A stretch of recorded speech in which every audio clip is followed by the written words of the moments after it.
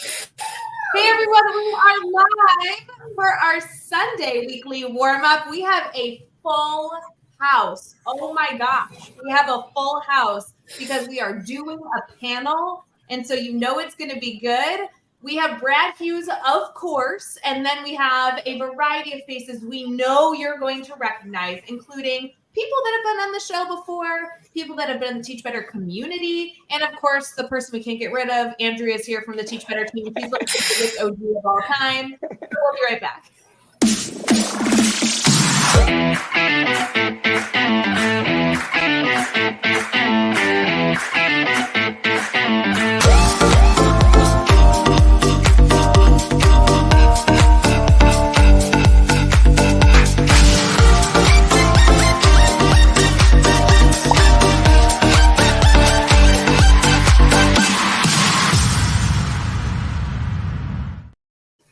Hey everyone, we are live in our private group, teachbettergroup.com, for our Sunday weekly warm-up where we get to be live every single Sunday evening to kick off your week.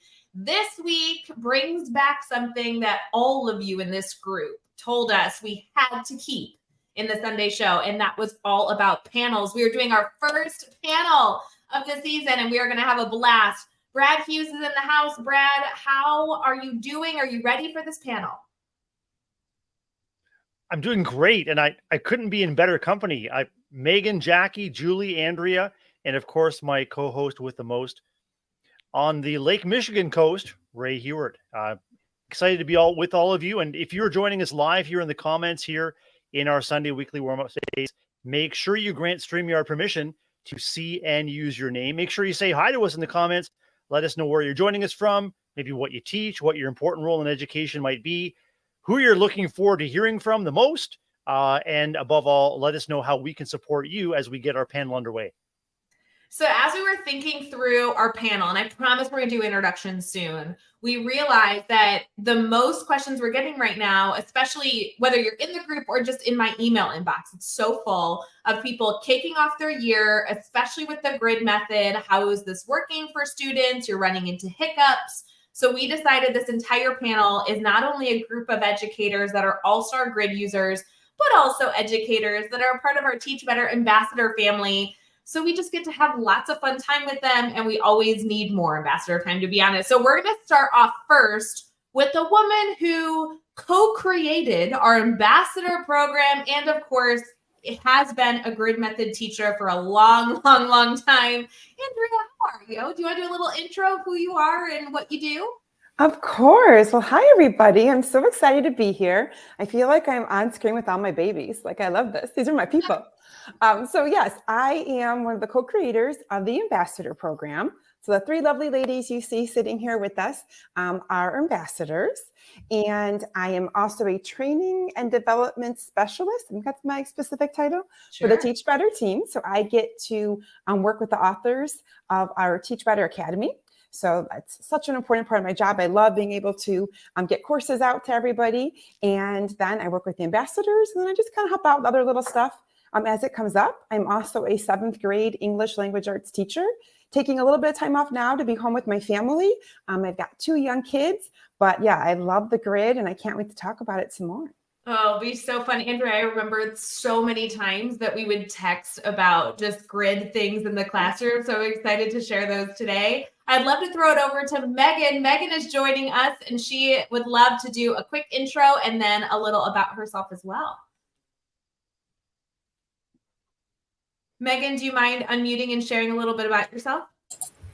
Sorry, it froze for a second. I was not sure who you were talking to. Yes, I am Megan Baldoff. I teach 8th grade English, and I am outside of the DC area, and I jumped into the grid sort of full steam ahead last year, and am very grateful this year to have the intro grid because it's making smoother sailing. Oh my gosh, I'm so glad you mentioned that. We will really need to put that in our panel later because we have gotten a lot of questions. So you know I'm coming back to you about that. Jackie, do you mind jumping in with an intro on yourself? Sure. Hey, family. My name is Jackie Mione, and I teach 7th grade math in the suburbs of Chicago at the school that I graduated from. So it's a whole lot of fun. And I've been running the grid this is my 5th year now in full grid, and I wouldn't go back. So nutty. I can't believe, first of all, you were on the show 2 weeks ago. So I feel like everyone already knows Jackie. If you missed her episode, you have to go back. It was maybe like my favorite episode of all time, but maybe this will be better. Who knows? But also Jackie and I have been connected for years and years and years. And I can't believe that you are just up in your classroom. You're north of me. So up, just like rocking it with students on a constant basis. You're one of my favorite grid teachers to follow on Instagram because there's constantly content in your stories.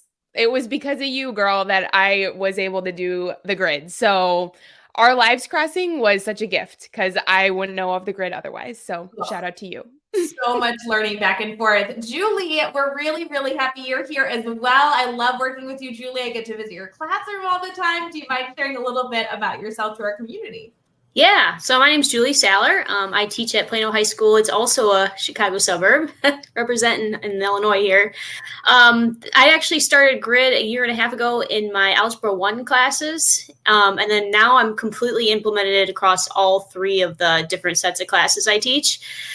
So this is the first year I'm not teaching traditionally at all, which has been kind of awesome. I'm really enjoying it all day, every day in all my classes.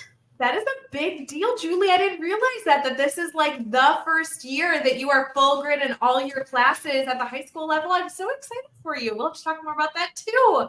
It's just going to be endless tonight, friends. We really love being able to do panels, especially panels with people that we're familiar with, so we can touch on a number of different topics. Megan, Jackie, Julie, Andrea, they are all outstanding educators that have use the grid in a variety of ways, which I think makes this such a strong panel. When Brad and I were brainstorming the type of panel we were looking for, especially to support mastery learning, which is like such a broad topic. We wanted to make sure there was a really big variety, different teaching styles, different teaching beliefs, to be honest, between all 4 of you, different teaching topics, age groups. I mean, we're like covering the whole thing here. So Brad, I think this just turned out to be kind of a great crew.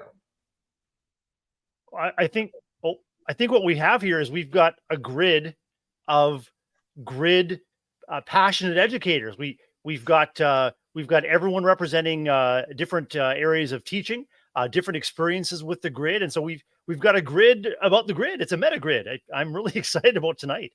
It's going to be so good. For those of you real quick, if you're popping into our live stream, whether it be exclusive in our private group, which happens every single Sunday at 8 p.m. Eastern, or if you're finding this after the fact, we do stream it on all platforms Monday evening, where we kind of take this video and we restream it everywhere. So you get to see the fun, but you don't get to participate live in the comments, which is the part that we actually think is the coolest. So make sure to join the group over at teachbettergroup.com.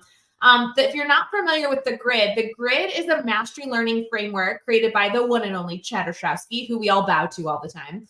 But honestly, it has changed so many lives in the education space of how to implement mastery learning in a way that is sustainable and scalable for teachers. We're going to talk about a lot of stuff. And if you are not familiar, you may not get a lot out of this panel. So if you're not familiar, head over to teachbetter.com/thegridmethod, or head over to our academy and explore one of the 2 courses in there. 3 courses. Andrea, there's a lot of grid courses in there, isn't there? Explore one of those and let us give you some insight. And then this panel will make a lot of sense. So feel free to post your questions in the comments. We will absolutely be taking live questions, but we also have specific questions that other people have submitted prior to this video that we'll be asking our panel here. So without further ado, let's get into our discussion. We'll be right back.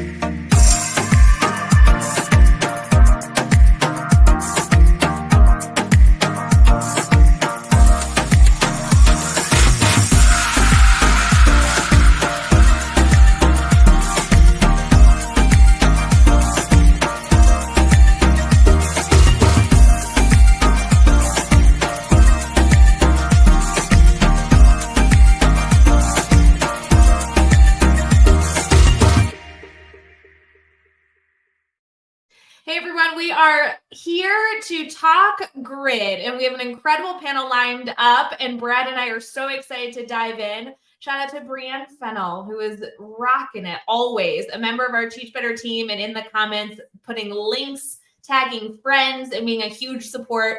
We encourage everybody to continue to use those comments as a place to not only talk to one another, but also suggest questions live on the screen.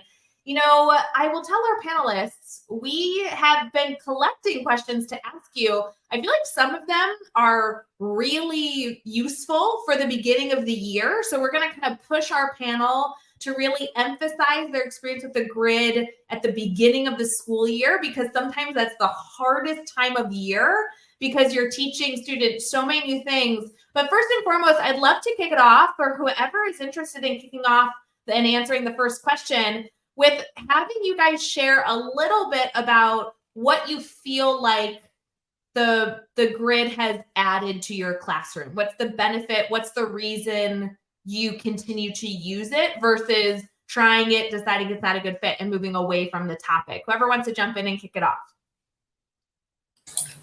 I can start.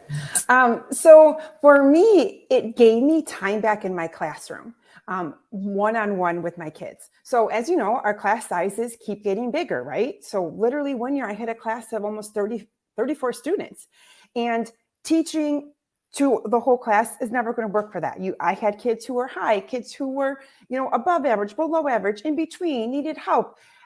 And I wasn't reaching them all. So the grid let me reach all of my students. I got to meet with them. I had a checklist, and pretty much every day, if not every day, then every other day, I got to meet individually or in a small group with students. And when I taught whole group, that wasn't something I could do before. I did small groups, but that would be like once a week, or my review group, or my accelerated group.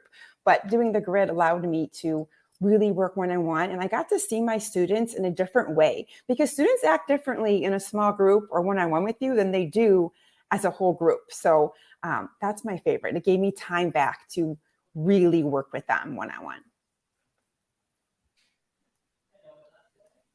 I am going to say student ownership for sure. Watching students come alive to their own learning versus them walking into class going, what are we doing today? They already know. So it's putting the learning in their lap and just encouraging them to keep going, right? Like, Miss Mion, I'm done with this grid level today. Can I keep going? Heck yeah, you can. Like, don't slow down. Like, just keep learning. And then watching them too, like, get up from their seat and go ask for help somewhere else besides me. They're learning those self-advocacy skills, which is just like the grid allows for them to just do that seamlessly without fear. If they see I'm busy, where can they go get help?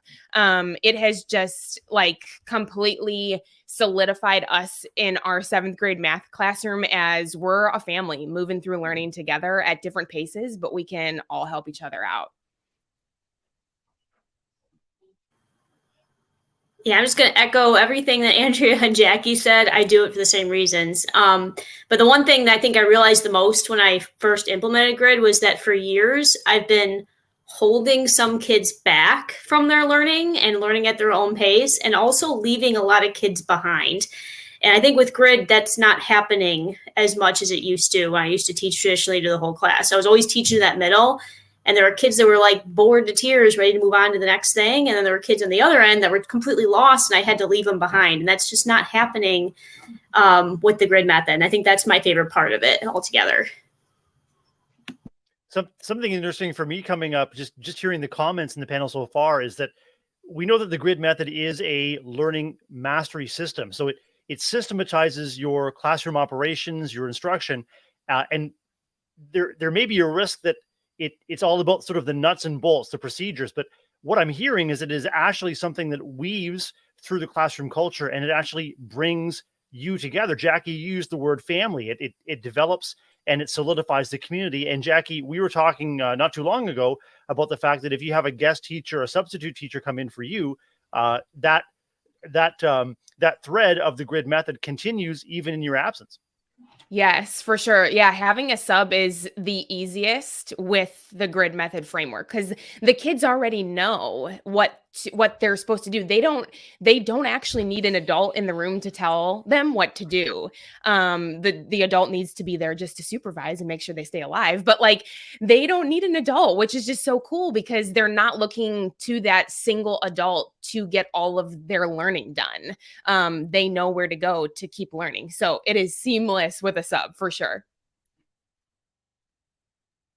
Megan, do you want to jump in and share a little bit about why you have enjoyed the grid thus far, what it's brought your classroom? I mean, Andrea, I think, said it best. It provides me so much time to work with individual students because, you know, I have those 30-person classes as well. And the idea that they can go through the grid, use the progress monitoring log, and I can touch base with every kid in the course of a classroom, or keep coming back to that one kid who's really concerned about, I'm not sure I'm getting this right. Okay, you don't have to not ask that question. You have to just flag it in there, and I might not get to you right away, but I will get to you and I will get you every information you need to be able to feel successful. I love that. It's so funny when I describe my passion for why I continued to use the grid, because I was very resistant when I first heard about it. I'm like, that's not going to work for me. I say the exact same thing that you have all shared, which is it gave me time, but no one believes me. I'm like, there's no way that someone can deliver a package that has teacher time in it. And I feel like the grid method was the only thing that somehow found time in the day that went so quickly. And I really value that. So I appreciate you all emphasizing that. Now, while I do know we could brag on the grid method, and Chad Ostrowski himself, the creator, is in the comments, we could literally sing his praises for, I know, the next 2 hours, if not longer. I actually want to get into some of the hard elements of the grid because I want to make sure this panel provides value and doesn't just like talk about how fabulous teachers you all are the whole time. We know that the grid is, right or wrong, a tough transition. Hard to train our students to think differently than a teacher has ever asked them to teach before or learn before. We know that the grid has a learning curve of starting out in one place, and maybe you evolve as a teacher and you have to help your students evolve with you. So I'd love to actually flip the question a little bit. Brad, I was nervous to ask this one. I know that you were going to encourage us to do this though, but what do you think as we're starting the year, it's mid-September, what's the hardest part of the grid right now? Like in schools, in a classroom right now, because I can tell you, while I love the grid method and I did it for years and years and years, September was a hard month because you're still like enforcing routines. Who wants to jump in? I can again. I think it's that mind shift change for kids, right? Because unfortunately, they've been trained, depending on if you have high school or grammar school, to walk in, sit down, be quiet, listen to the teacher, right? Okay, teacher told me to do something, I'm going to write it down on my worksheet, right? That very old school way of learning, where now this is totally different and we're putting the learning on them. So my students that resist the most are usually my students who like to just sit in the back of the classroom and just kind of hang out, slip in and slip out, where the grid takes that away. Like Jackie said, they're taking that ownership. They have to do it themselves. So September is always that hard part. Like, wait, what? I have to actually do work? Oh, I can't move on unless I do this. So it's that mind shift for them is the hardest I recognize in the beginning. I'm finding for me, so I started it last year and didn't have any team talk classes. And this year, starting in September with team talk classes, the hardest shift has been really reinforcing, as you said, Ray, those routines. Like if you have a question, you have to mark it. I'm not just going to come around because you have a hand up. And I mean, constantly I'll look at my co-teacher because the kid will raise a hand and she'll start to go over and I'm like, no, make sure they've marked it on their grid before you go over there and ask anything. So just establishing that routine, not just for the kids, but for us as well. Mm-hmm. I think for me, the hardest thing is like we're in our first math grid. So we finished our intro grid and we're our first math grid. And the kids don't quite get that, like, they have to do the work. Like skipping a grid box is not optional. And when the quiz is on the calendar, you are taking a quiz that day. Like this isn't like, oh, I don't feel ready just because this is like personalized learning, right? Like, no, this is like, you knew it was coming, like you have time to prepare. So it's getting them to go like, oh yeah, this isn't just a sit back, hang out, just like skip around. Like, that's the thing with the grid is everything is intentional. There is no wasted days with the grid. There isn't filler days, right? You are intentionally planning your lessons by depth of knowledge to take the kids from A to B. So like skipping anything is not going to work. And to get the kids to understand that takes a hot second. It might take like, you know, a bombed quiz too, in order for them to be like, oh shoot, like I need to kind of step up my game here and plug myself in. Yeah, I always used to joke that the mindset was such a shift for both the teacher and the student, where like the beginning of the year, you're like also holding yourself accountable, like Megan's saying, like, no, I can't go to that kid because I'm trying to reinforce a skill that I'm still practicing. But on the flip side, Jackie, like it almost takes like 2 or 3 grids until everybody starts to have the same mindset of we're here to learn. Everything's intentional. My teacher is an advocate for me and I can be an advocate for myself. And like those are really important components in something that then changes the year completely towards a positive for the kid. But it takes like 2-3 grids. I really have found that. And even as like somebody really trained in the grid, it still took me 2 to 3 grids with a new group of kids every time. Yeah, I am really blessed that I work in a district where the kids have pretty much all seen it in middle school at this point, because our middle school does implement it a lot in the math and the science classrooms. So they kind of know the routine.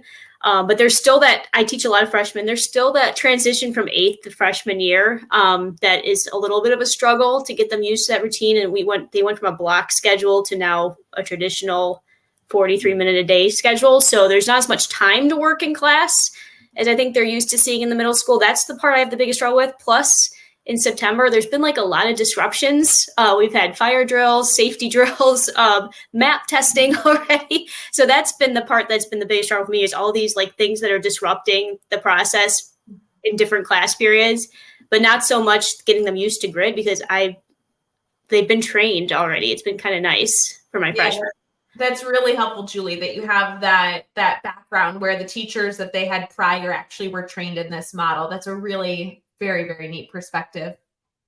If you think back to when you were first implementing, say, your intro grids, or maybe as you're returning to the grid method at the beginning of the school year, where for you is the tipping point where you work through, I guess, the frustration or the missteps or the setbacks, either for yourself as an educator or with the kids experiencing the grid for the first time? Where is the tipping point for you that says, yeah, the investment in time and the investment in professional learning and the investment in support for my kids to help them learn and work through the grid method, it's actually a time saver in the end? So I think that's where that intro grid is so important, right? So the first year I did the grid, I didn't do an intro grid. And that first grid ended up taking me way longer than it was supposed to for my own hiccups. And then because they were learning the grid. So once I got into the next year, I did the intro grid, then our first content grid was so much smoother, because in that intro grid, I built in those routines. Like we learned what their, vocabulary login was going to be, what their Edpuzzle login was going to be, where in the previous years, I had to do that within a content grid. Well, you don't have time to be teaching all that. So we got all like the login information out of the way, all of the practices, out of the way, so the content can go smoother. So you have to, just like that phrase where you have to spend money to make money, you have to make time to, in the beginning, to gain your time later. So like, yes, did I start my content later than the other teachers on my team? Yeah, they were already, doing main content. They're like, what do you mean you're still doing intro stuff? I'm like, I got this, trust me. And then give me a couple months and I caught back up and then some, because everything was running so much smoother. You just have to take that time in the beginning to do it. Yeah, what's nice, Andrea, is what you're sharing is that you're teaching them a procedure that the majority of the time in your classroom is going to be the daily procedure from the beginning of the year to the end of the year. So I love that you're able to focus on that, because it's easier to learn a procedural skill and then new content, but then to learn those at the same time. Megan, I know that you commented early on in this time that we've had together that the intro grid this year has been a lifesaver for you. Do you mind sharing a little bit about what your experience has been, or what you structured, what you saw that was so beneficial? Yeah, I mean, part of it is what Andrea just said, the basic login procedures. Our students have access to a school-based Google Drive, but every year they struggle with how do they share files from their drive with their teachers. And so that was a box on my grid of, you're just going to make document and share it. And I could give kids feedback right away if I couldn't get into this. So here, go here, watch this video, learn how to do it, so that throughout the course of the year, I'm not going to have to constantly remind them where to go on our learning management system to find stuff, or how to share their documents with me, or what their logins are, because it's all going to be squared away by the time we finish the grid next week. Yeah, I really like that. It's interesting. I know that we're going to wrap up our conversation here, and we could literally talk for hours and hours and hours. So Brad, I love these panels. They're always too short. But I do want to just note, Jackie, something that you shared early on was continuing, yes, the procedural component, but also training students to understand the balance of learning information, but also holding them accountable. Because while mastery learning is a great concept, the grid method offers us a way to structure content in a rigorous way and implement with students, which doesn't mean we just let students learn as they go the entire 180 days a year. We also have to hold them accountable and teach them those soft skills as well. So do you mind speaking to that a little bit more, how you help your students learn life skills because you now have the time to work with the kids? You know what I mean? Yeah. I think that intro grid piece is a huge classroom culture setup too, before you even get to the content, because you're creating a culture within the grid framework that this is a safe space to learn and take risks, and you can't ask a kid to take risks until they know the room is safe. So the intro grid really allows you to set up that culture without any content first. Like, we talk about the tracking sheet, and I spend a ton of time saying what it is and what it is not. This is not a place to poke fun at students. This is not your grades up on the board. This is if somebody's behind, maybe it's because it was dad's birthday last night and you just went out for cake and you couldn't finish your level.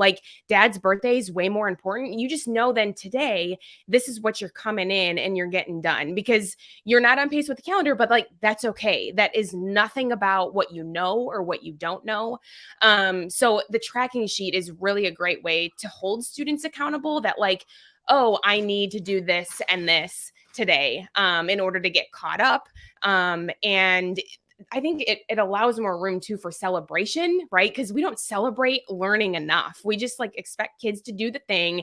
They do the thing for us so beautifully. And then there's no you did the thing, you learned, you did what I wanted you to do, right? So watching our sheet go green, I mean, it gives me more opportunities to be we're green, people. It's amazing, so to just really celebrate that they're just showing up every day and doing what they're supposed to be doing is amazing. And I feel like that's not seen as often in just a traditional class, because they're just doing what they're supposed to do. So so many good things to elaborate on here, friends. We know that there are a lot of resources, but please, as you continue to explore either your background with the grid method, or if you're implementing it with students, some key things that you heard here is the value of an introduction grid. We have a cheat sheet that you guys can snag. It's actually on the homepage, but also obviously on every grid page that you can find at teachbetter.com. They also have the intro grid that you can steal and manipulate. You can do that at any time throughout the year.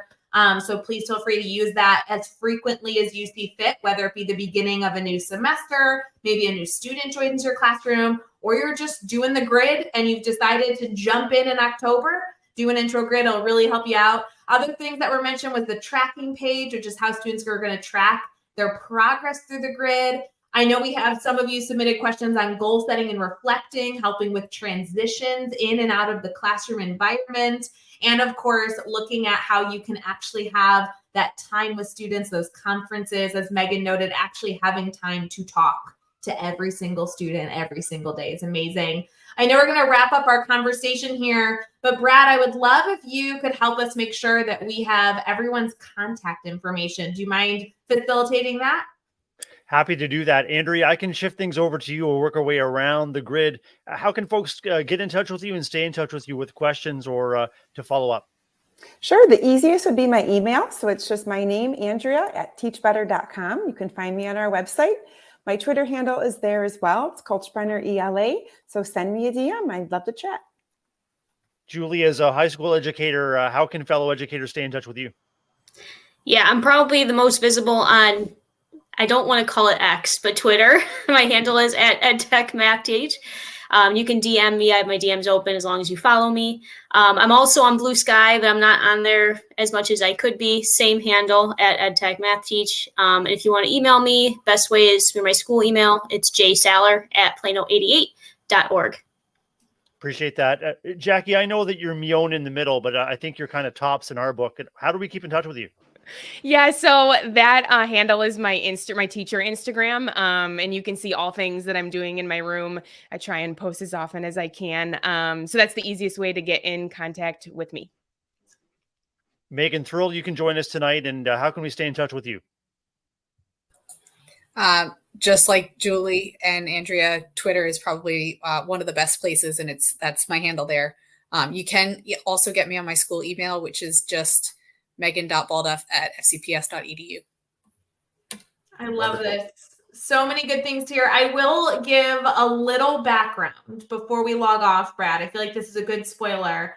All of these educators, every single one individually, have called me frustrated about the grid, mad about something. Every single one has had a principal they were upset with, or a procedure they hated, or a kid that did not work with this system, and I don't know what to do about it. And I mean that by saying, reach out to them, get the inside scoop. We do not want you to believe that the grid is all like unicorns and rainbows. This is hard work to get an incredibly amazing result. And we are all in a progression of being better at it each and every day. So we encourage you to check out teachbetter.com, including teachbetter.com/thegridmethod and the Academy, to get you the support that could start off your journey with the grid method. But definitely reach out to these teachers, because I love when they call me upset about something so we can problem solve. It's okay. So Brad, thanks so much for joining and starting these panels in this crew. I love our Sunday panels. I'm thrilled. It's real talk about the ups and the downs and the wins and the celebrations, but also sometimes the frustrations and the missteps that we all experience as educators. That's what being part of the Teach Better family is all about. It's celebrating the big wins, and it's supporting each other through the missteps and the false starts, and recognizing that good things are happening. We just have to do a little bit better today than we were yesterday, a bit better tomorrow than we were today. So thrilled to have everyone join us tonight. And Ray, I'm thrilled to be part of the panel. So wonderful. Friends, thank you for taking your Sunday to spend time in the group, and keep submitting your questions in teachbettergroup.com. I know there was about 15 I didn't post to the panel, so post them in the group and we'll answer them there. See you next time, friends. Have a wonderful week.